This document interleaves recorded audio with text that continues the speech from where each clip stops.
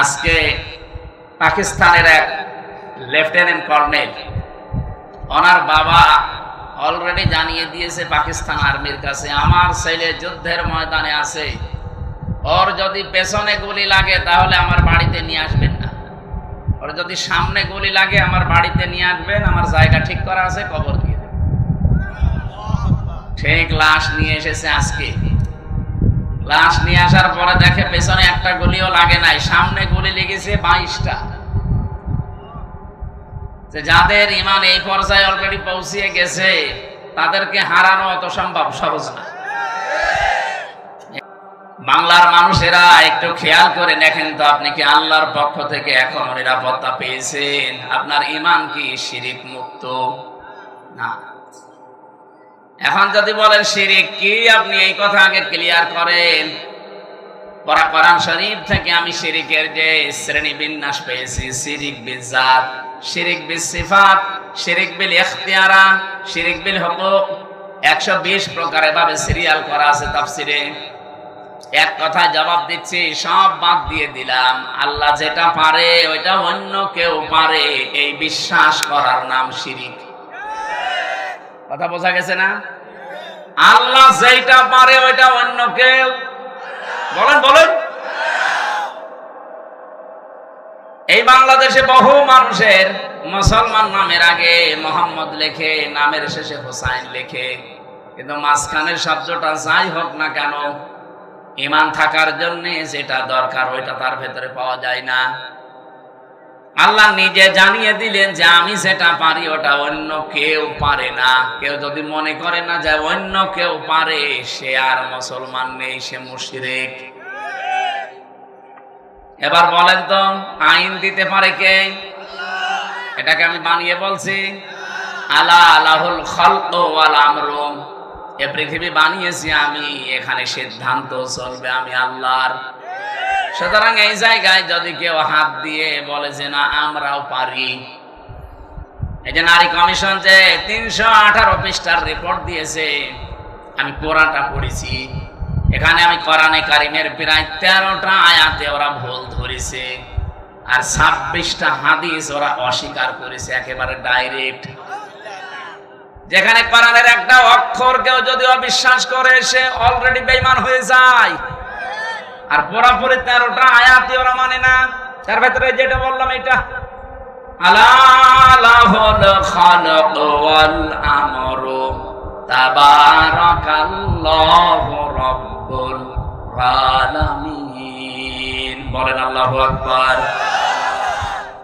এটা সূরা আরাফের ভেতরে আছে 8 নাম্বার পারার 16 নাম্বার পৃষ্ঠার 12 নাম্বার লাইনের 54 নাম্বার আয়াতের শেষের দিকে আছে।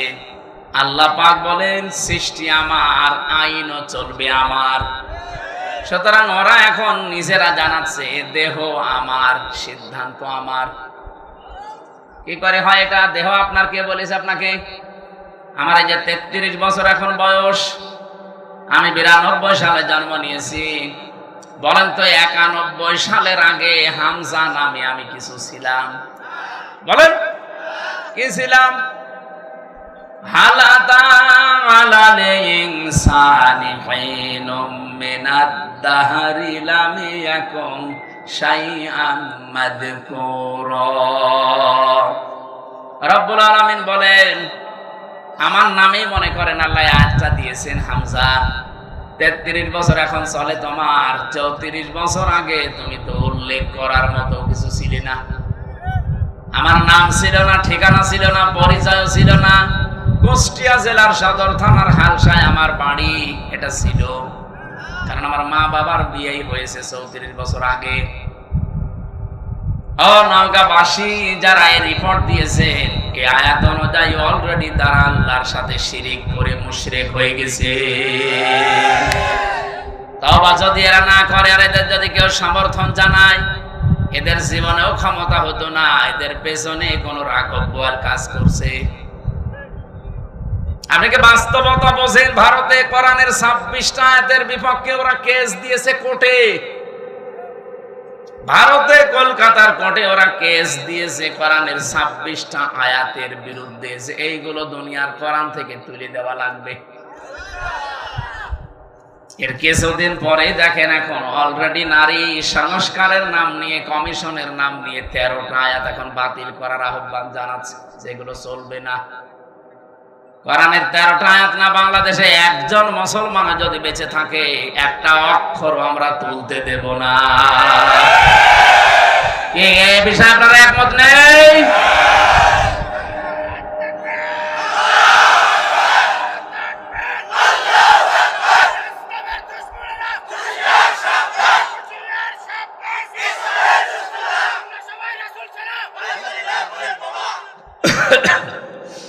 নওগাঁবাসী, আমি আবার বলছি, ইমান যতটুকু আছে এটা আপনি নির্ভেজাল করবেন।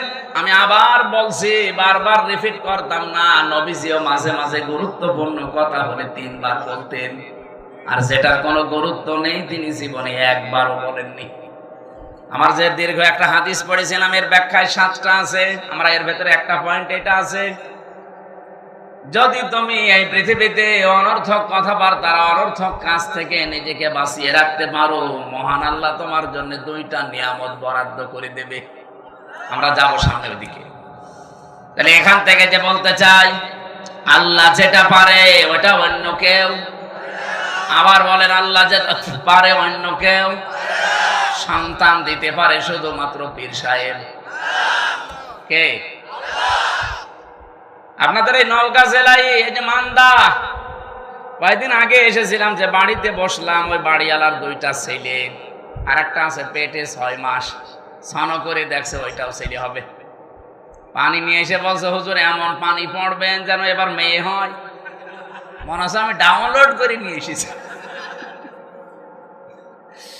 আর বগুড়া গাবতলী তারেক জিয়া সাহেবের গ্রামে একবার গিয়েছিলাম গত বছর, এক লোক এসে বলছে, হুজুরে আপেল পুড়ি দিন।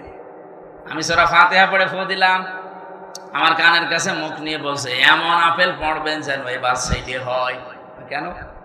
আমার বারবার মেয়ে হয়, তো এই জন্য আপনারা দিয়ে আমি আপেল পড়াচ্ছি। আপেল দিলাম ফেলে, আপেল কই? ফেলে দিস। আরে ভাই, আপেল পড়ে যদি ছেলে হইতো আমার 3টা মেয়ে হইতো না? ম্যাডামেরা শুধু আপেল খাওয়াতাম। কি বিশ্বাস দেখেছেন হুজুরের উপরে? এই বিশ্বাসটা যদি আল্লাহর উপরে 100 ভাগ করতো, আমার মনে হয় আল্লাহ দিলে দিতে পারতো। আমি পারবো? আমি পারলে আমারটা পারতাম না? মেয়েরা যারা এসেছেন, এক কথায় শিরিক যেন জীবনে না ঢোকে। আল্লাহ যেটা পারে পৃথিবীর অন্য কেউ। একেবারে নির্ভেজাল থাকা লাগে। আপনি আমল কম করেন, নামাজ রোজা জিকির আজকার একটু তো হালকা পাতলাও থাকে, কিন্তু ইমানের ভেতরে যদি একেবারে নির্ভেজাল হন, শিরিক মুক্ত থাকেন, আমি গ্যারান্টি দিতে পারি আপনাকে আল্লাহ জান্নাত দিয়ে দেবে। কিন্তু একেবারে গাড়ি গাড়ি পাহাড় পরিমাণ ইবাদত করে বসে আছে, শিরিক নিয়ে আল্লাহর কাছে গেলে, সূরা ফুরকান 19 নম্বর পারা 1ম নাম্বার পৃষ্ঠা 4 নম্বর লাইনে 23 নম্বর আয়াত, আল্লাহ পাক বলেন, কাদিমনা ইলা মা আমিলু মিন আমালিন ফাজাআলনাহু হাবাআম মানসুরা। কোন মানুষ যদি শিরিক মিশ্রিত আমল নিয়ে আমার কাছে ধরা দেয়, ওটা তো দেখা দূরের কথা, ওর মুখের উপরে ধুলি কণার মতো নিক্ষেপ করব। আমাদের জীবন যেন এরকম না হয়ে যায়। আমরা নিরাপত্তা চাই কার কাছে? শিরিক মুক্ত হওয়া লাগবে। বোঝা গেছে? 2 নম্বরে বলেছিলাম, আপনাদের হয়তো অনেকেরই মনে নেই, বিজুলমিন, জুলুমকে যদি আপনি মিশ্রণ না করেন। জুলুম কি? যে জিনিস যেখানে রাখা দরকার ওইটা ওই জায়গায় না রেখে কেউ যদি অন্য জায়গায় রেখে দেয়, সেটা হয় জুলুম। বলেন, এই যে টুপিটা, এটা রাখা দরকার আমার মাথায়, কেউ যদি এটা মাথা থেকে নামিয়ে পায়ের কাছে রাখে, এটা টুপির উপরে জুলুম। কথা বলা লাগবে। আমার পায়ের নিচে একটা স্যান্ডেল আছে, ওর স্থানী পায়ের নিচে, ওইটা যদি আমি এখন তুলে মাথায় নিয়ে ঘুরি, এটা স্যান্ডেলের উপরে জুলুম। যেই জিনিস যেখানে স্থান পায় ওটা ওখানে রাখা দরকার, ওটা অন্য জায়গায় নিয়ে গেলে তার সাথে জুলুম হয়। আপনার বিবেকে কি বলে বলেন তো? 92% মুসলমান আমরা এখানে বাস করি, এই কোরআন থাকার দরকার ছিল সংসদে। এই কথা বলেন না কেন? এই 54 বছরে আমরা নিয়ে যেতে পেরেছি, এটা কোরআনের উপরে জুলুম। আপনি যাই মনে করেন, কোরআনের উপর একটা জুলুম হচ্ছে, কারণ এটা এসেছে রাষ্ট্রীয় ফরমান হিসাবে। আপনি এই তথ্য পাবেন সূরা রদ 37 নম্বর আয়াতে 13 নম্বর পারা 13 নম্বর পৃষ্ঠা 13 নম্বর লাইনে আছে, ওয়া কাযালিকা আনসালনাহু হুকমান আরাবিয়্যা। অবশ্যই আমি আপনার প্রতি যে কোরআন নাযিল করেছি এটা সাধারণ জিনিস না, এটা হুকুম। এটা কি? এটা আইন হিসাবে নাযিল করলাম, যার বাংলা নাম আমরা বলি সংবিধান। এটা সংবিধান হিসাবে নাযিল হয়েছে। যদিও আজকের তেলাওয়াত কিন্তু আয়াত ওই লাইনে না, আজকে পারিবারিক জীবন নিয়ে একটা আয়াত পড়েছি। আমরা পারিবারিক জীবনের কিছু সমস্যা আজকে আয়াত দিয়ে তুলে ধরবো এবং সলিউশন দেব এই আয়াত থেকে ইনশাআল্লাহ।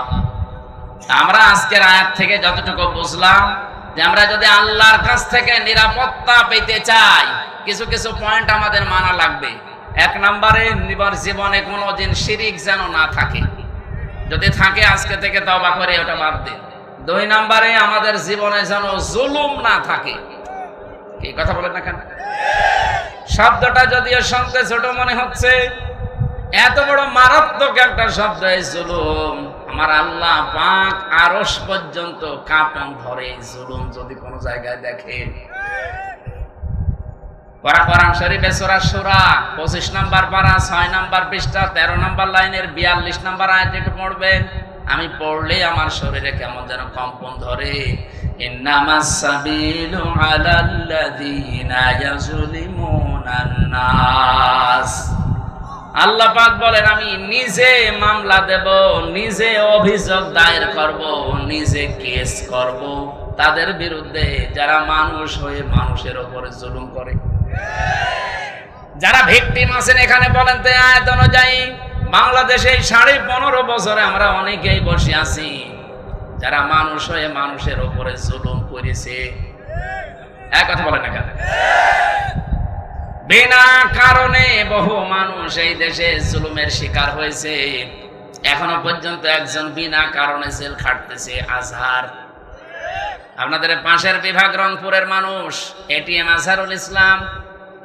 আমার তো বারবার বলতে ইচ্ছে হয় এই 15.5 বছরে যত রাজনৈতিক মামলা হাসিনার দলের লোক দিয়েছে সবগুলো বেকসুর খালাস দেওয়া দরকার। ম্যাডামকে যেভাবে খালাস দিয়েছেন, আমি চাই ম্যাডামকে 6 বছর না, ওনার তো একদিনও জেলে রাখা জুলুম হয়েছে।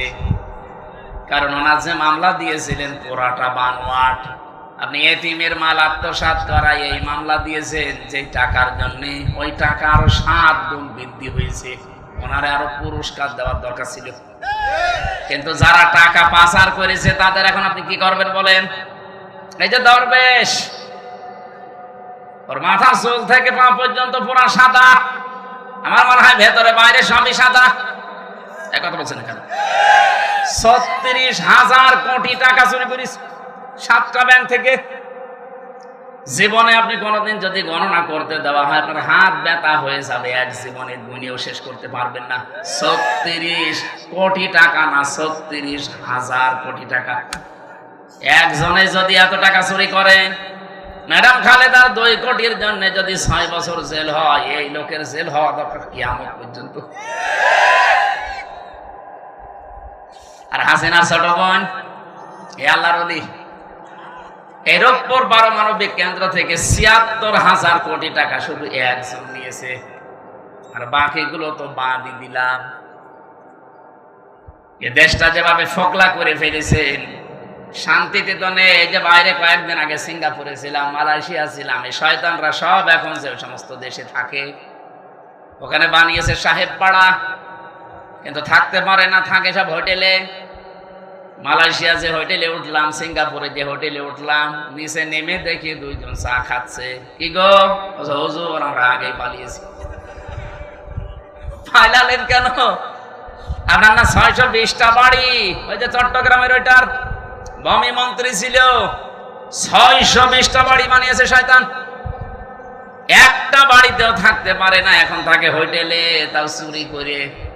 হুজুর দোয়া করবেন, তখন দোয়া বের হয়, আর ভালো লোকের কাছে দোয়া চেয়েছে। আমার মনে হয় এই 9 মাস যদি থাকতো আরো 200 বাড়ি বানাইতো। এক কথা বলেন না কেন? সব দর বাবার টাকায় বানাইতো। বলেন বলেন।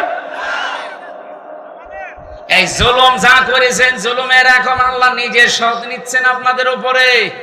আলা তাহসাবান্নাল্লাহা গাফিলান আম্মা ইয়ামালুজ জালিমুন।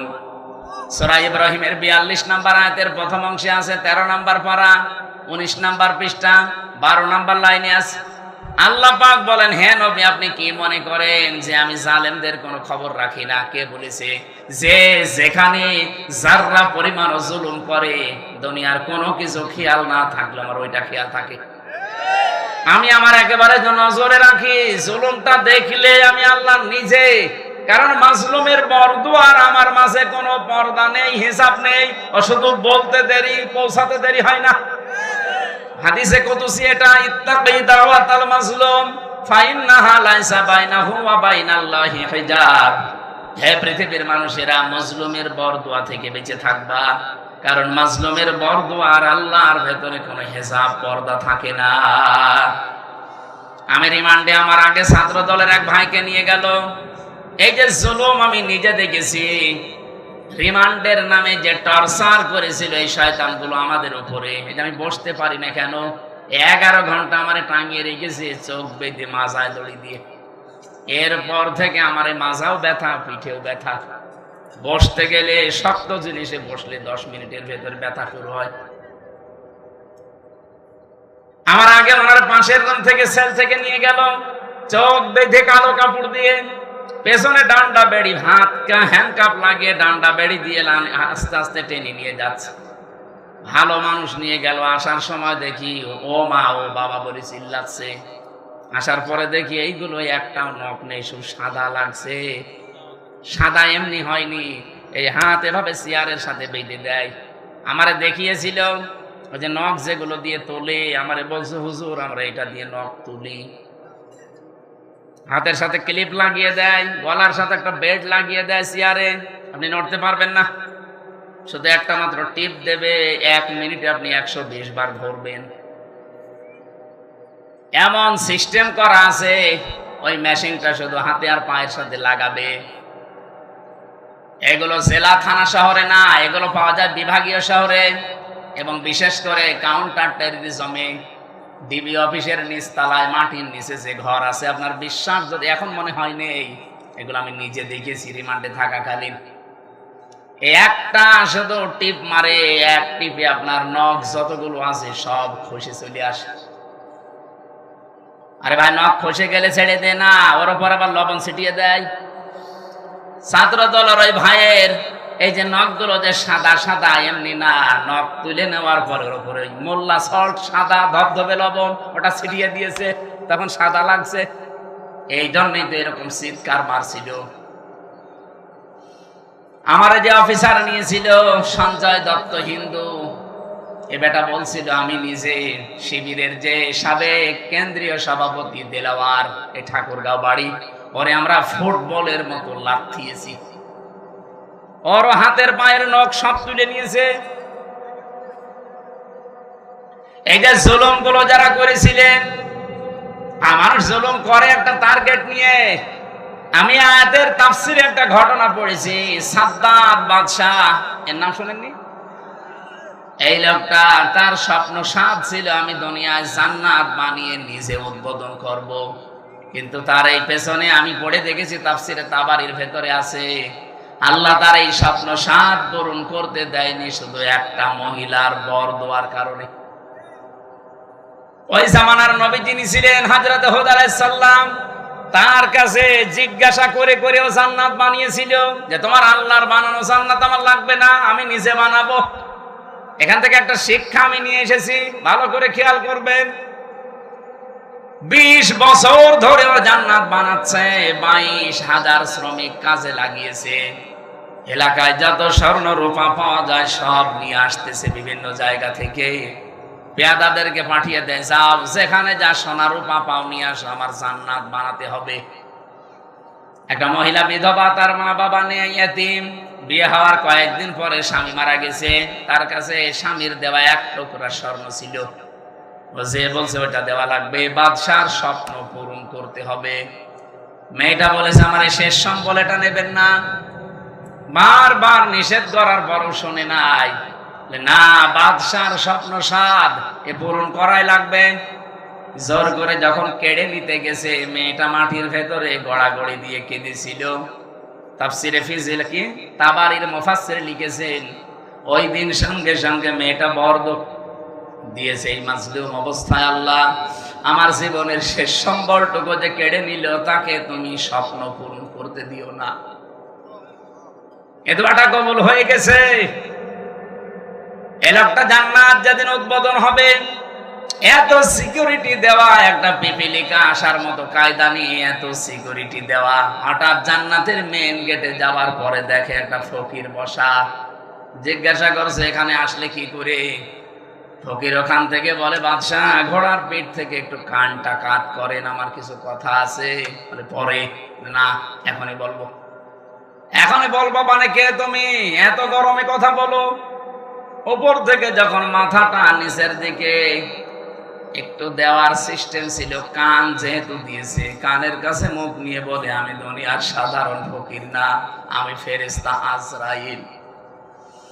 আল্লাহ আমাকে পাঠিয়েছেন এই মুহূর্তে তোমার জান কবজ করার জন্য। আমি হাদিস পড়তে গিয়ে তাফসিরে পেয়েছি, পৃথিবীতে আজরাইল আলাইহিস সালাম মাত্র 2 বার কেঁদেছিলেন। যেই দিন থেকে উনি জান কবজ করা আরম্ভ করেছেন, ওই দিন থেকে শুধু আজ পর্যন্ত তিনি 2 বার কেঁদেছিলেন। তাছাড়া আজ পর্যন্ত তিনি কাঁদেননি। একবার এই সাদ্দাত নামে লোকটা যেদিন জন্ম নেয় সমুদ্রের ভেতরে, ওর মাকে ওই দিন হত্যা জান কবজ করেছিল এই আজরাইল। পানির ভেতরে কাঠের উপরে ভাসছিল এই ছেলেটা। আল্লাহ বলেছেন যাও মেয়েটাকে তুলে নিয়ে আসো। ওই দিন আজরাইল কেঁদে ফেলেছিল। আপনি চিন্তা করেন তো কি সিচুয়েশন ছিল যে আজরাইল পর্যন্ত কেঁদে ফেলেছে। আর একদিন কেঁদেছিল যেদিন এই জান্নাত উদ্বোধন করবে এই সেই সাদ্দাত। এর বিশাল জীবনী লিখা আছে। আমার ঘটনা বলা উদ্দেশ্য না, আমার এখানে শিক্ষা দেওয়ার একটা উদ্দেশ্য। যেই দিন তিনি জান্নাত উদ্বোধন করবেন, হযরতে আজরাইল বললেন না আমি আর সময় দিতে পারবো না। ও শেষ পর্যায়ে এটাও বলেছিল, ফেরেশতা আমাকে এতটুকু সময় দাও, আমি শুধু জান্নাতটা উদ্বোধন করে একটা চক্কর দিয়ে এসে আমার জানটা তুমি নিয়ে নিও। ফেরেশতা বলেছে না, আল্লাহর আদেশ, তোমাকে জান্নাত উদ্বোধন করতে দেওয়া হবে না। ইদা জাজালুহুম লা ইস্তাখিরুনা সাআতাও ওয়া লা ইস্তাকদিমুন। আপনারা সুবহানাল্লাহ বলেন, আলহামদুলিল্লাহ বলেন, আল্লাহু আকবার বলেন, যাই বলেন। এই ঘটনাটা কিন্তু একটা ঐতিহাসিক একটা ঘটনা, কিন্তু এর পেছনে যে দলিলগুলো আছে খুব শক্ত না। আমি শিক্ষার জন্য শুধু বলছি। এদিকে থাকা জান্নাতের গেট, মেন গেটে দাঁড়িয়ে ভেতরে যাবার জন্য ঘোড়ার পিঠ থেকে জোর করে হলেও তিনি লাফ দিয়েছিলেন, কিন্তু পারেন নাই। জান্নাতের চৌকাঠ স্পর্শ করার আগেই ঘোড়ার পিঠ থেকে বাইরে পড়ে গেছে। মুফাসসির বলেন কেন সে জান্নাতের চৌকাঠ পর্যন্ত স্পর্শ করতে পারলো না জানো? কারণ ওই যে বিধবা একটা এতিম মেয়ের বরদোয়া ছিল। আপনি বলেন তো এখান থেকে কি পেলেন? এত বড় বিশাল শক্তিশালী বাদশাহ তার স্বপ্ন পূরণ করার জন্য কি করেছে আপনি বলেন? 22,000 শ্রমিক কাজে লাগিয়েছে, 20 বছর একাধারে শ্রম দিয়ে বানিয়েছে, মনের মতো করে সাজিয়েছে। যেদিন উদ্বোধন করবে পারে নাই শুধু একটা মেয়ে লোকের, এতিম অসহায় বিধবা এই মেয়ে লোকটার বরদোয়া লেগেছিল যে আমার শেষ সম্বলটুকু যে কেড়ে নিল, তার স্বপ্ন তুমি পূরণ করতে দিও না। আপনি রাগ করলাম, এবার বলবো 15.5 বছর যারা ছিল এরাও তো বিভিন্ন স্বপ্ন নিয়েছিল। কথা বলেন না কেন? কেউ বলেছিল যে 21 সাল হয়ে গেল, 21, তারপরে বলছে না 41 সাল হয়ে গেল, তারপরে বলে না 71 সাল। আমার মনে হয় একেবারে চলে যেত কিয়ামত পর্যন্ত। আপনি যে আশা নিয়ে এগিয়ে যাচ্ছিলেন, ওই মহিলার শুধু একটা বরদোয়া যদি থাকার কারণে এত বড় বাদশার স্বপ্ন সাত পূরণ না হয়, আপনারা যা করেছেন 15.5 বছরে একটা দুইটা না, কত মানুষের শেষ সম্বল কেড়ে নিয়েছে। আপনি নিজের থেকে বলেন, সিলেটের ইলিয়াস আলী আজ পর্যন্ত পাওয়া গেল না। লোকটারে কি সম্বল ছিল সিলেটের জন্য, সঠিক কথা বলতো আমি দেখেছি। ভারতের আধিপত্য এই উগ্রপন্থী যারা, এদের বিরুদ্ধে বজ্রকণ্ঠ ছিল লোকটার, কিন্তু তাকে আজ পর্যন্ত পাওয়া গেল না। তার পরিবারের তার ছোট্ট মেয়েটা, আমি দেখেছিলাম ওই দিন হাসিনার কাছে যেদিন যায় বলে আমার বাবাকে ফিরিয়ে দেন, কি মায়া কান্না করছিল যে না আমি দেখতেছি, অথচ ওই সময় তার মেরে ফেলেছে। এত বড় নাটক আপনি করলেন। আমি ওই দিন ওনার চোখে পানি দেখিনি, কিন্তু সান্ত্বনা দেওয়া দেখেছি। আগস্টের 5 তারিখে ওনার চোখে আমি পানি দেখেছি। আমার এই ছোট্ট জীবনে ওনার দিকে আমি যতবার তাকিয়েছি, এই একবার শুধু কান্না দেখলাম। এর আগে জীবনেও কোনোদিন কে দিয়েছে বলে আমি দেখিনি, শুধু একটু কান্নার ভান করেছি। আপনার পেছনে আপনার এই চেয়ারের সাথে কত মানুষের হাহাকার লেগে আছে আপনি জানেন। আমার মেয়েটার পিছন ভ্যান ধরে ঝুলছিল, এরপরও আপনার মন গলে নাই। 7 মাস আমি ওকে রেখে এসেছিলাম, বাড়ি যেয়ে দেখি একবারে 3.5 বছর হয়ে গেছে ওর বয়স। কারণ আমি একবারে 3 বছর কতদিন পরে বাড়ি থেকে গেলাম জেল থেকে। ও নিজেও আমার চেনে না। যেদিন আমি জেল থেকে বাড়ি গিয়ে নিচতলায় দাঁড়িয়েছি, ওই ছোট মেয়েটা আমারে বলছে, হুজুর আমাদের বাড়ি আসেন। মনে করছে এরকম হুজুর বহু আসে 3 বছরে, এটা মনে হয় হুজুরই হবে। আমি যে ওর বাবা ও জানি না, কারণ এই 3 বছরে তো জীবনে ওরা দেখিনি আমি। আমার সাথে দেখা সাক্ষাৎ পর্যন্ত, আমার যোগাযোগ পর্যন্ত বিচ্ছিন্ন ছিল। আমার আর মাওলানা মামুনুল হক আর তারেক জিয়া সাহেবের বন্ধু গিয়াসউদ্দিন মামুন ভাই, এই 3 জনের দিকে সিসি ক্যামেরা তাক করে রেখেছিল। 24 ঘন্টা আমাদের সাথে কেউ যেন না তাকায়, কথাও কেউ যেন না বলে। ভয় ওরা সব স্বরাষ্ট্র মন্ত্রণালয় থেকে বসে বসে দেখতো। ওই যে বুড়ো শয়তানটা স্বরাষ্ট্রমন্ত্রী যেটা, ওটা ওখান থেকে মনিটরিং করতো, দেখতো আমাদের সাথে কেউ কথা বললে, রিপোর্ট দিলে তার চাকরি শেষ। সিসি ক্যামেরার আওতার বাইরে থেকে দাঁড়িয়ে ওই মুখ নাড়িয়ে নাড়িয়ে দেখতাম আমার সাথে কথা বলতো কারারক্ষীরা। সবচাইতে বেশি কষ্ট দিয়েছে গিয়াসউদ্দিন মামুন ভাইরে আর অপু সাহেবরে, তারেক জিয়া সাহেবের পিএসকে। বিশেষ করে অপু ভাই জীবনে আমার যে উপকার করেছে জেলখানার ভেতরে, আমি জীবনও বলতে পারি না। যেখানেই যাই, বিশেষ করে তাহাজ্জুদের নামাজের পরে আমার ওনার নামটা এমনি মনে চলে আসে, আল্লাহ অপু মিয়াকে তুমি মাফ করে দিও, বলেন আমিন। উপকার যে করেছে আমি কৃতজ্ঞতা স্বীকার করি। তা বলেন তো, আমি একটা ছোট মানুষ, ওই সময় আমার 30 বছর বয়স ছিল, এখন নাই 33। কি করেছিলাম এত আমি, যে আমাকে এত শাস্তি দেওয়া লাগবে আপনার? 3টা বছর আমি জানি না যে বাইরে কেউ বেঁচে আছে না মরে গেছে। পরে বের হয়ে শুনছি আমার দাদা মরে গেছে, আমার আপন দাদা, যে আমাকে মাদ্রাসায় পড়িয়েছিল। আমি শুনলাম আমার চাচাতো এক ভাই ছিল, সে মরে গেছে। আমার একটা শালা ছিল, সেও মরে গেছে, চাচাতো শালা। আমার নানি বেঁচে ছিল, উনিও মারা গেছে। আমার নানা ছিল, উনিও মারা গেছে। একটাও আমি জানিও না, কারণ আমার কাছে কেউ খবর দিত না। ভয় আসবে কি করে? সিসি ক্যামেরা দেখলে তার পরের দিন আবার পানিশমেন্ট দিত। ওই দূর থেকে মুখ নাড়িয়ে হাতের ইশারায় বলতো যে আপনার অমুকে অমুক। আমি বুঝতাম যে হয়তো কেউ মরে গেছে আজকে। নিজেকে আপনি এই জায়গায় একটু দাঁড় করিয়ে বলেন তো, কি কড়াকড়ি করতো আমার সাথে। এই জুলুমটা করে আপনি কি পেলেন? এখন তো নিজেই দেশান্তরিত হয়ে বসে আছেন। কি কথা বলছেন এখন? জুলুম করবেন না কারো উপরে, এটা আল্লাহ জীবনও সহ্য করে না। এতে এত বড় নিকৃষ্ট একটা জিনিস, এত বড় বাদশার শুধু একটা মাজলুমের বরদোয়ার কারণে তার জান্নাত উদ্বোধন করা দূরের কথা, চৌকাটে আল্লাহ পা দিতে দেয়নি। আর আপনি বিশাল স্বপ্ন সাথ নিয়ে বসে আছেন, এত বড় বড় জুলুম করে কত মানুষকে আয়না ঘরে রেখে তার জীবন শেষ করে দিয়েছেন। রিমান্ডে আমার যে মাটির নিচে নিয়েছিল, যে ঘরে ওরা নিজেরাই বলতো যে পাশ দিয়ে যেটা দেখতে পাচ্ছেন এই ড্রেন, এর ভেতরে কত মানুষকে আমরা কারেন্টের শক দিয়ে মাছের খাবার বানিয়ে দিয়েছি। এরকম অবস্থায় আপনি কি দিক দ্বারা ঠিক থাকবে আপনার? এরপরে আমার বলছে আপনাকে যা বলতে বলি এটা যদি ম্যাজিস্ট্রেটের কাছে না বলেন আপনার বউ তুলে নিয়ে আনবো।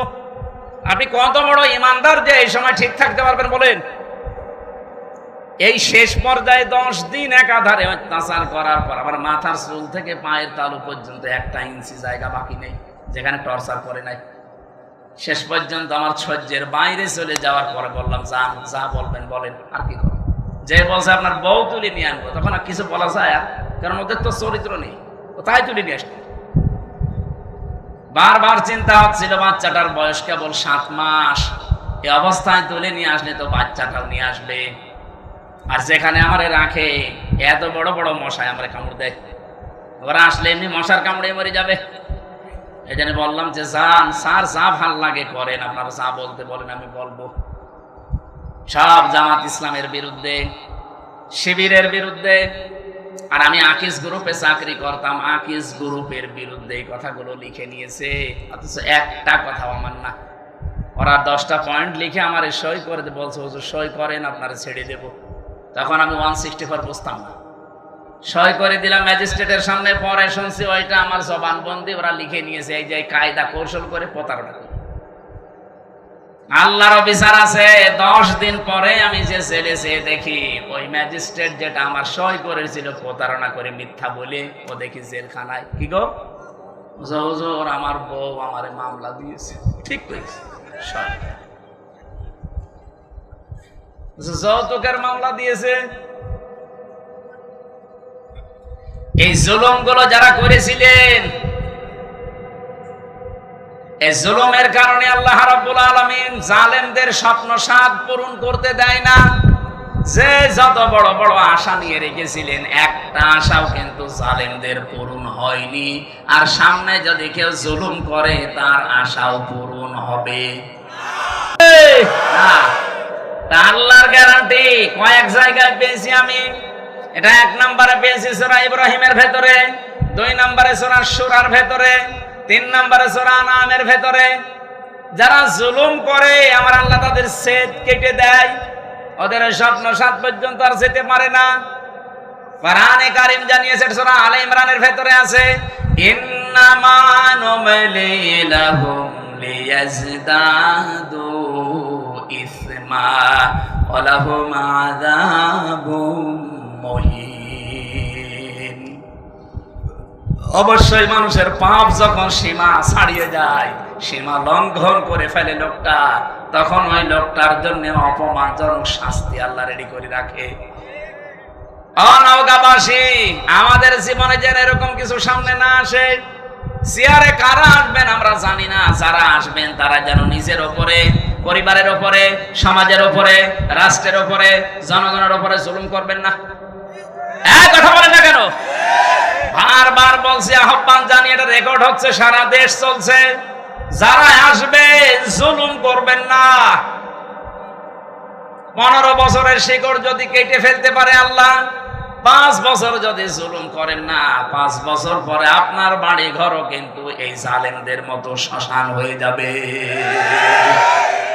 আপনি দেখেন জালেমদের বাড়ি ঘরের দিকে তাকিয়ে, সব এখন ওজাড় গৃহ পড়ে আছে, জনশূন্য, কেউ আর ওর কাজ দিয়েও যায় না।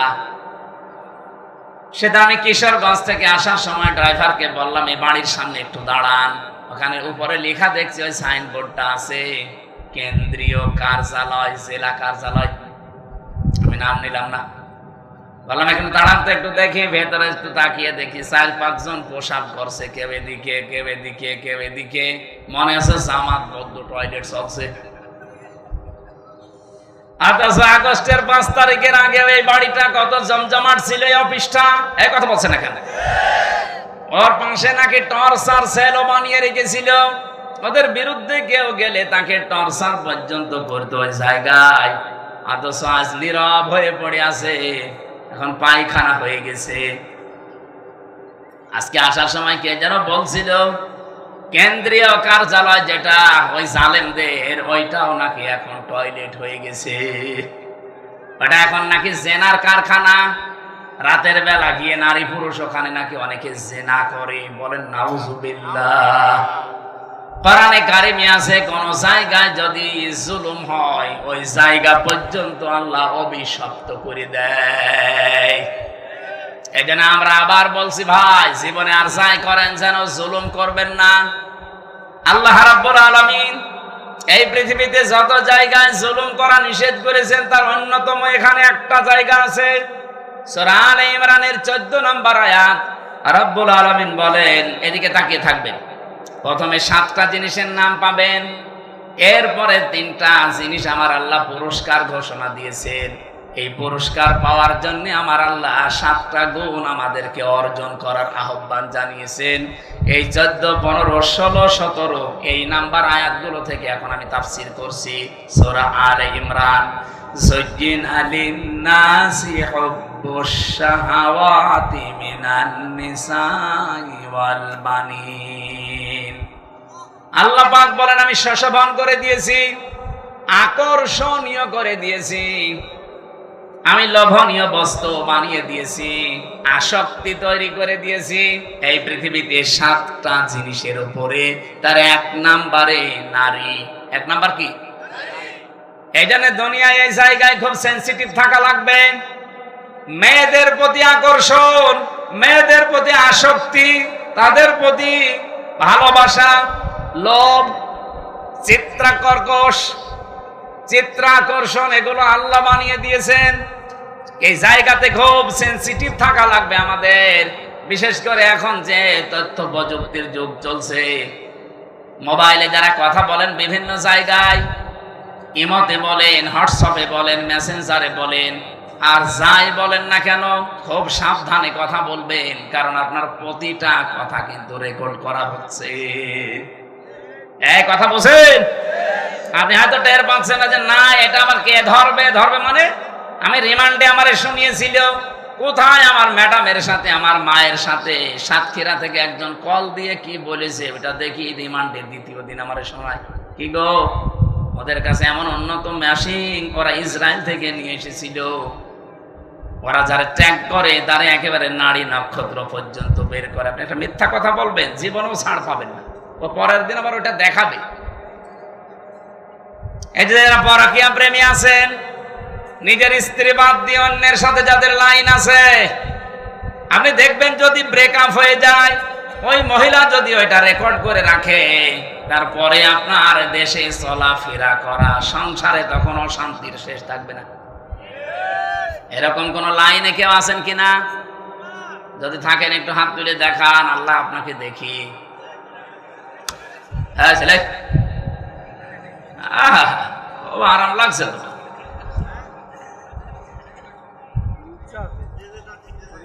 না ধরা খাবেন কিন্তু।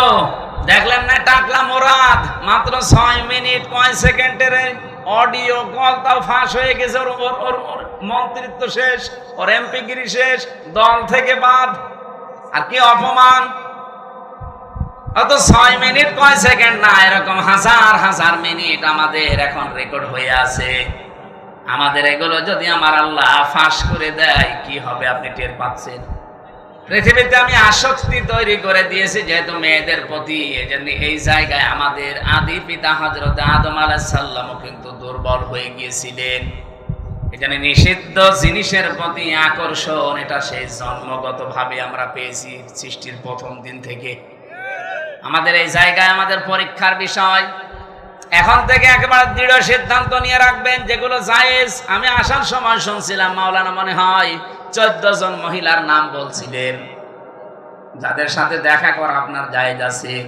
মোবাইলে যদি পারতপক্ষে কথা বলা লাগে 14 জনের সাথে বলবেন। এর বাইরে যদি কেউ কল দেয়, ওটা যদি জিবরাইলের খালাতো বোন হয়, তারপরও বলবেন আপনার সাথে কথা নেই। কি কথা বলছে না? আপনি শক্ত থাকবেন এই জায়গায়।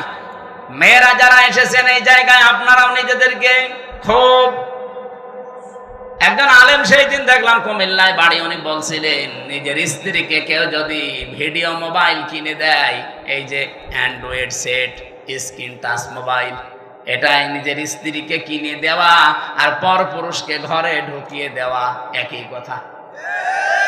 অথচ এরকম বউ দেশে নেই। বলেন, এই মোবাইলটা, এই কম্পিউটার, এই ল্যাপটপ আপনি ওর হাতে দেননি, আপনি দিয়েছেন ওকে একেবারে জেনা, ব্যভিচার, বেপরদা হওয়ার জন্য একটা লাইন হাতে ধরিয়ে দিয়েছেন। ও মন মতো কিন্তু ওটা দিয়ে ব্যবহার করবে। আমার মনে হয় মেয়েদেরকে এই জায়গায় খুব সেন্সিটিভ থাকা দরকার। মা বোনেরা, স্বামী যদি আপনাকে বাটন ফোন দিয়ে খুশি থাকতে চায়, বাটনের উপরে আপনি আর যাবেন না। কারণ আমাদের টার্গেট তো শুধু এইটাই না, এরপরে আর একটা জায়গা আছে, আখেরাত। ওই জায়গাটা তৈরি করতে হলে আমাদের এখনই এই মনের সাথে যুদ্ধ করা লাগবে। আর যদিও এটা কঠিন বিষয়, শয়তান উৎপত্তি আছে, করতে দেবে না। আমি সহ যারা এসেছি আজকে থেকে নিজেদেরকে শয়তান যত চাপ দিক আমরা কন্ট্রোল হব। এই 14 জন মহিলা বাদ দিয়ে কেউ কল দিলেও জরুরি না হলে আমার দরকার নেই। আমি নিজেরটা বলছি, আমার এই মোবাইলে শুধু বাংলাদেশ না, বিশ্বের কোন জায়গা থেকে যদি মহিলারা কল দেয়, আমি আগে জিজ্ঞাসা করিনি প্রথমে যে মা আপনার স্বামী আছে অথবা আপনার ছেলে আছে। আজকে এই যে ইন্দোনেশিয়া থেকে, মালয়েশিয়া থেকে 3 জন মহিলা কল দিয়েছিল হোয়াটসঅ্যাপে আর মেসেঞ্জারে। আমি প্রথমেই তাকে মেসেজ লিখে জিজ্ঞাসা করছি, কে আপনি, আপনার স্বামী আছে অথবা সন্তান আছে? যদি স্বামী সন্তান থাকে, কোনো যদি কিছু চাওয়ার লাগে, আপনার কোনো মাসলা মাসাইল লাগে, তাদেরকে দিয়ে জিজ্ঞাসা করার। আপনার সাথে আমি কথা বলতে পারবো না, কারণ আমার মোবাইল ট্যাগ হয়। আপনার সাথে আমি কি কথা বলতে যে কি কথা বলবো এটা রেকর্ড করে আপনি ছেড়ে দেবেন, তখন মানুষ বলবে হামজা গেল গেল। হ্যাঁ, কথা বলছেন। আমার সাথে তো চোখের মতো লেগে আছে সব।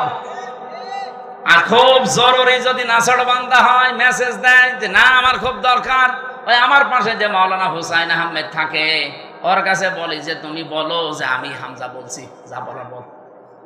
ও মনে করে যে হুজুরি বলছে, যা বলার বলে। ফতোয়া শুধু আমারে জিজ্ঞাসা করে, মাসলা যদি কোরআন হাদিস কেন্দ্রিক হয় বলি যে এইটা জান। আজকে সকাল 11টায় এসেছে ভারত, বসিরহাট থেকে 2 জন স্বামী আর স্ত্রী। ওরা যদিও বলছিল যে হুজুর বিষয়টা গোপন রাখবেন, আমি শিক্ষার জন্য বলছি। ওই লোকটা তার দ্বিতীয় বউ নিয়ে এসেছে। প্রথম বউটার কাছে অনুমতি নেয়নি, দ্বিতীয় বিয়ে করেছে গোপনে। 8 বছর বিয়ে করে একটা ছেলেও আছে 8 বছরের, 4 বছরের, মানে ছেলে সহ বিয়ে করেছে। 4 বছর বয়স ছিল ছেলেটা, আর 8 বছর বিয়ে করেছে। এখন বয়স হয়ে গেছে। নিয়ে আসার পরে বড় বউ রাগ যে না, এই বউ যদি থাকে আমি তোমার ভাত খাবো না, এই বউ বাদ দেওয়াই লাগবে। এটা আমাদের বাংলাদেশ, ভারত, পাকিস্তান এই সমস্ত দেশে একটু সমস্যা। কারণ দ্বিতীয় বিয়েকে মানুষ খারাপ মনে করে, আর মনে করো চরিত্র খারাপ, এই জন্য বিয়ে করেছে। অথচ চরিত্র ঠিক রাখার জন্য যার একটা বিয়ে করেছে এটা কেউ বলে না। আর এটা একটা যে জায়েজ কাজ, তারপরও আমরা ঘৃণা করি, খারাপ ভাবি। কে এই এলাকায় নেই? যত ভালো বউ নিয়ে বাস করেন আর একটা বিয়ে করে দেখেন গোপনে, আপনার 14 গোষ্ঠী উদ্ধার করবে। অথচ এটা যে একটা জায়েজ কাজ, আল্লাহর নির্ধারিত বিধান। এই যে নারী কমিশন যে রিপোর্ট গুলো দিয়েছে তার ভেতরে এটা একটা। তারা বলছে না, বিয়ে যে পুরুষেরা একাধিক বিয়ে করে এটা মহিলাদের প্রতি বৈষম্য। এক মহিলাও 4টে বিয়ে করবে। এক মহিলা 4টা বিয়ে করলে যদি সন্তান হয়, কোন বাপের পরিচয় দেবেন? এক কথা বলছে না। ওরা যে রিপোর্ট গুলো দিয়েছে একটাও মানুষের রিপোর্ট না। আমার মনে হয় সবগুলো মেয়াদ উত্তীর্ণ গাঁজা খেয়ে রিপোর্ট দিয়েছে। কারণ মেয়াদ গাঁজা খেলে মানুষ এ কথা বলে না। আমার কুষ্টিয়ার লালনের মাজারে তো মানুষ গাঁজা খায় দেখি, ওরা মেয়াদ আলা গাঁজা খায়, এই জন্য ওরা এত বেশি উল্টা পাল্টা বকে না। আর এই মহিলাগুলো সব মেয়াদ উত্তীর্ণ গাঁজা খেয়েছে, এই জন্য কোরআনে কারিমের উপরে হাত দিয়ে তারা ভুল ধরছে। উনি আমারে বলছিল, আমার বউ, ছোট বউটা আমি সাথে করে নিয়ে এসেছি আজকে। আমি বললাম নিচে বসান। ওই যে 2 জন ছিল আমার সাথে। কি মাসলা জিজ্ঞাসা করতে চান বলেন? যেহেতু স্বামী আপনার সাথে আছে অসুবিধা নেই। স্বামীটা বলছে আমার বড় বড় যন্ত্রণায় সহ্য করতে না পেরে আমি শেষ পর্যন্ত আমার এই বউটাকে এক মজলিসে 3 তালাক দিয়েছি। কথা বুঝতেছে? এখন ফতোয়া দেন তো, আমি এই বউকে রাখবো না ছেড়ে দেব? আমি 2টা মত বললাম যে আমার দেশে আবু হানিফা রহমতুল্লাহ আলাইহির মত অনুযায়ী আমরা চলি বেশি নাকি? আমাদের এই উপমহাদেশে অধিকাংশ আমরা আবু হানিফার মত অনুযায়ী চলি বেশি। আমাদের মাযহাব অনুযায়ী নিয়ম হচ্ছে এক জায়গায় এক বৈঠকে 3 তালাক দিলে তালাক হয়ে যাবে।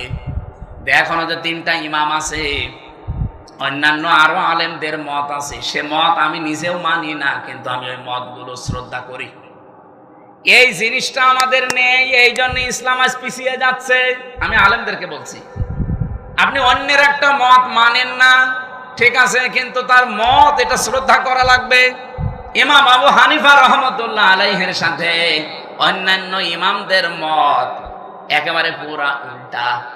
ইমাম আবু হানিফা জানিয়েছে সূরা ফাতিহা যদি নামাজে কেউ পড়ে তার নামাজই হবে না।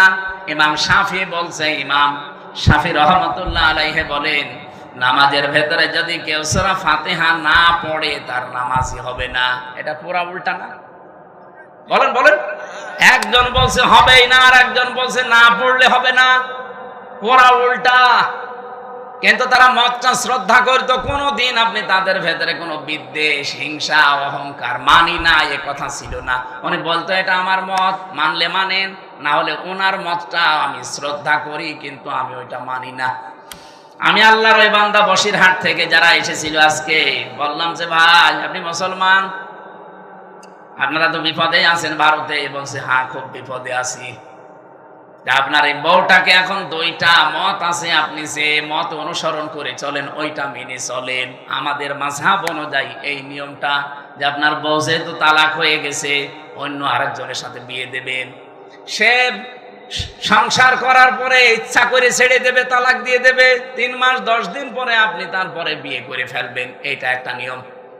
আর একটা মাযহাব আছে, ওটা এক বৈঠকে বা 1 মাসের ভেতরে যদি 1001 কোটি 12 তালাক দেন, 1 তালাক হবে। তাহলে ওইটা আর একটা মত, ওটা 3 মাসে 3 হায়েজে 3 তালাক দেওয়া লাগে। ওটা যদি আপনি ওই মত অনুসরণ করে চলেন, আপনি ওইটাও মানতে পারেন। এখন ওনারে বলে দিয়েছে আমি 2টা মত, উনি যেটা মেনে, যেই মাযহাব মেনে চলে চলুক, আমার অসুবিধা নেই। আমি তো ওইটা মানি না, কিন্তু আমার শ্রদ্ধা করা লাগবে।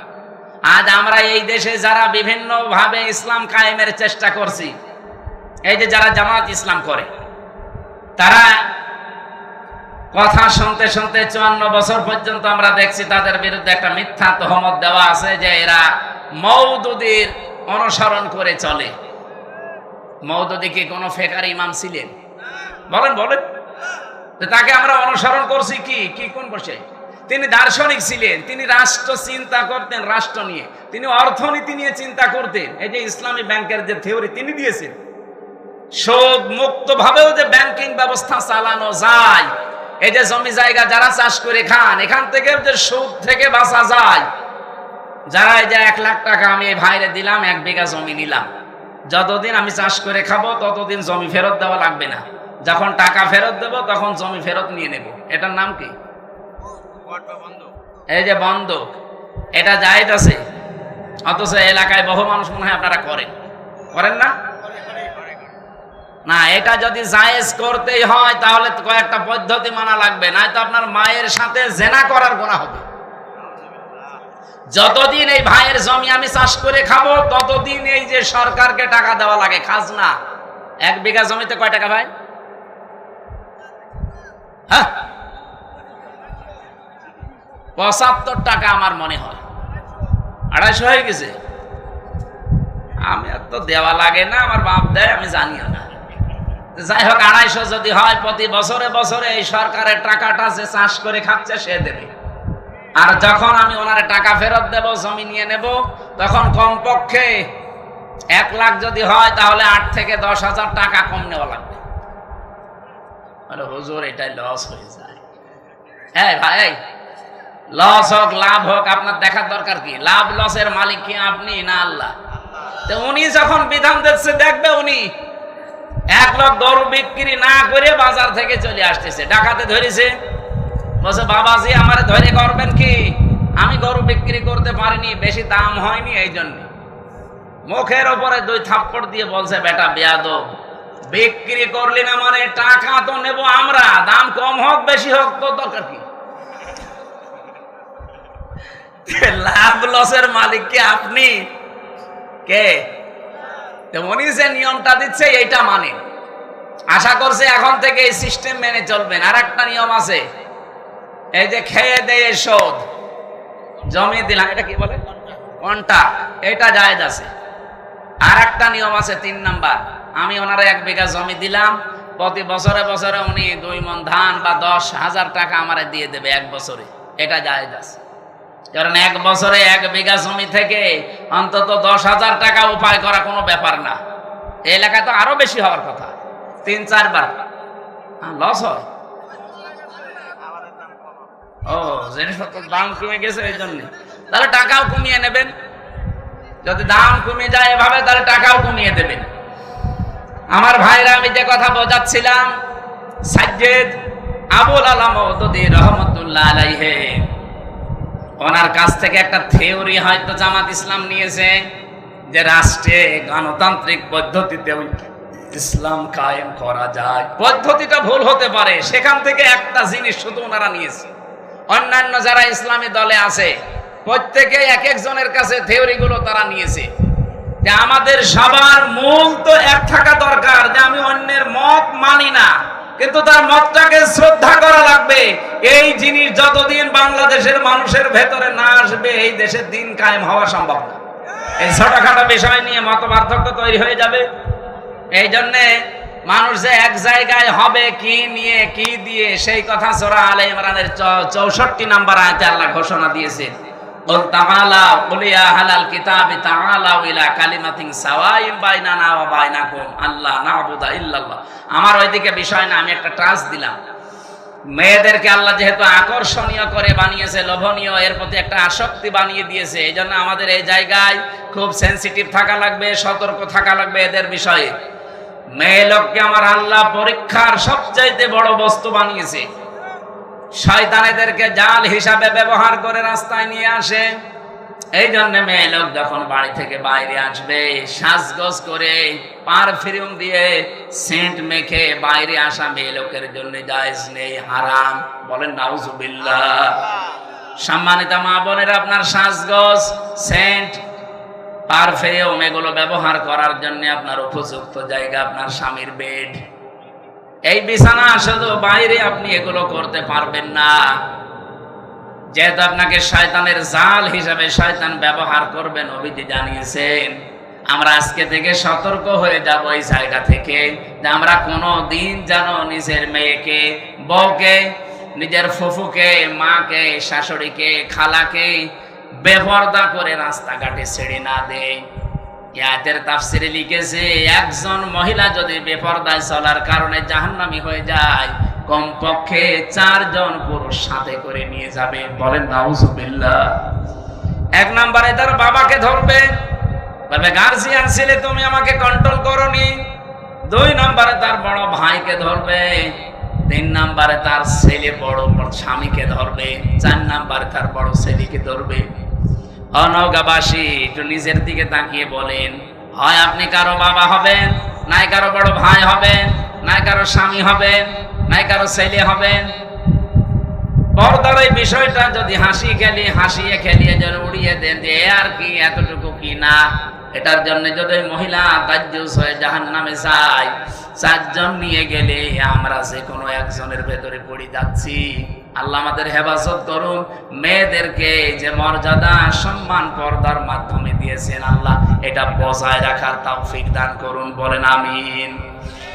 দুনিয়াতে আল্লাহ পাক জানিয়েছেন, আমি পরীক্ষার বস্তু আরো কয়েকটা বানিয়েছি। তার নাম্বারে হল বানিন, সন্তানাদি, ছেলে মেয়ে, স্ত্রী পুত্র, এগুলো আমার আল্লাহ আমাদের কাছে পরীক্ষার বস্তু বানিয়েছেন। লোভনীয়, আকর্ষণীয়, ভালোবাসার জিনিস এগুলো। এগুলোর পেছনে ফিরতে যে, চলতে যে আমার বিশাল আখিরাতের জীবন যেন আমি নষ্ট করে না ফেলি। সূরা মুনাফিকের ভেতরে আল্লাহ আমাদের জন্য ওয়াজ করেছেন, ইয়া আইয়ুহাল্লাযীনা আমানু লা তুলহিকুম আমওয়ালুকুম ওয়ালা আওলাদুকুম আন যিকিরিল্লাহ ওয়া মান ইয়াফআল যালিকা ফাউলাইকা হুমুল খাসিরুন। ওহে যারা ঈমানের দাবি করো, কখনো তোমাদের সন্তান আদি আর সম্পদ আদি এগুলো যেন আল্লাহর জিকির, আল্লাহর আইন, আল্লাহর বিধান থেকে তোমাদের গাফিল করে না দেয়। যদি এরকম কেউ করে থাকো, আমি আল্লাহ বলছি সে জীবনে ক্ষতিগ্রস্ত হয়ে যাবে। বলেন নাউজুবিল্লাহ। এই ওয়াজটা আমার নিজের জন্যই মনে করেন। আজকে থেকে আমি নিজেই সংশোধন হয়ে চলবো। যত মহব্বতের জিনিস সন্তান হোক, তার পেছনে পড়ে আল্লাহর বিধান নামাজ, তার পেছনে পড়ে আল্লাহর বিধান রোজা, তার পেছনে পড়ে আল্লাহর বিধান যাকাত, এগুলো যেন আমি লঙ্ঘন না করি, নষ্ট না করি। আল্লাহ আমাকে নিজে এবং যারা এখানে শুনছি প্রত্যেককে আমল করার তৌফিক দেন। বলেন আমিন। এরপরে আল্লাহ করারে দিয়েছেন আল-কানাতিরিল মুকান্তরাতি মিনাজ যাহাবি ওয়াল ফিদ্দাতি ওয়াল খাইলিল মুসাফফামাতি ওয়াল আনআমি ওয়াল হারস। এই পৃথিবীতে পঞ্জীবিত সোনা, পঞ্জীবিত রূপা, ব্যবসার মাল এবং ভালো ভালো বাড়ি গাড়ি, শস্য ক্ষেত, এগুলোর প্রতি মহব্বত, ভালোবাসা, আকর্ষণ, আসক্তি আমি আল্লাহ তৈরি করে দিয়েছি। কিন্তু দুনিয়ায় সব এগুলো ভোগের বস্তু। যালিকা মাতাউল হায়াতিদ দুনিয়া আল্লাহু ইনদাহু হুসনুল মাআব। আমি আল্লাহর কাছে উত্তম কিছু আছে যেগুলোর খবর এখনো তোমরা জানো না। সে কথাটা জানাতে আল্লাহ এখানে তিনটা বৈশিষ্ট্যের কথা আমাদের জানিয়েছেন। قل أنبئكم بخير من ذلكم للذين اتقوا عند ربهم جنات تجري من تحتها الأنهار خالدين فيها وأزواج مطهرة ورضوان من الله والله بصير বিলইবাদ। নবী আপনি বলুন, আমি কি তোমাদেরকে এমন উত্তম কিছু বিষয়াদি জানাবো, সেগুলো কি যারা তাকওয়া অবলম্বন করে আল্লাহকে না দেখে ভয় করে চলার নীতি, এগুলো নিয়ে দুনিয়ার জীবন চালাতে থাকবে। চোখ বন্ধ হয়ে গেলে এদের রবের কাছে বাগান তৈরি করা আছে, যার তলদেশ দিয়ে নদী আর নহর প্রবাহমান, চিরকাল সেখানে থাকবে, কেউ তাকে বের করে দেবে না। ওয়াজওয়াজুম মুতাহহারা, পবিত্র স্ত্রী আল্লাহ তাদের জন্য সেখানে রেডি করে রেখেছেন। রিদওয়ানুম মিনাল্লাহ, আর সবচাইতে বড় বিষয় আল্লাহ নিজে তাদের উপরে সব সময় খুশি থাকবেন। বলেন সুবহানাল্লাহ। আল্লাহু বাসীরুম বিল ইবাদ। আল্লাহ পাক বলেন আমার বান্দাদের প্রতি আমি খুব সূক্ষ্ম দৃষ্টি রেখে চলি। এজন্য আমাদের প্রতি আমরা যাই করি, ইন্নাল্লাহা খাবীরুম বিমা তা'মালুন, যা করছি সব একদম দেখতে পাচ্ছে। এই দৃঢ়তা, এই বিশ্বাস যত বেশি যার ভেতরে বদ্ধমূল হবে, তৈরি হবে বিশ্বাসটা, ওর জীবন তত পরিচ্ছন্ন হবে। আমি সহ প্রত্যেকের জীবনে আয়াতগুলো আল্লাহ অনুধাবন করে মেনে চলার তৌফিক দিন। আপনাদের অনেক রাত হয়ে গেছে, 12টা বাজে, অনেক ওটি চলে যাচ্ছে না। এই অবস্থায় আমি আর কথা বলতে চাচ্ছি না। মেয়েদের জীবনে নিয়ে যে সমস্ত বইগুলো লিখেছিলাম জেলে থাকাকালীন, বাইরে এসে আপনারা যদি পারেন ওগুলো নিয়েছেন গাড়ি থেকে। আল্লাহুম্মা আমিন।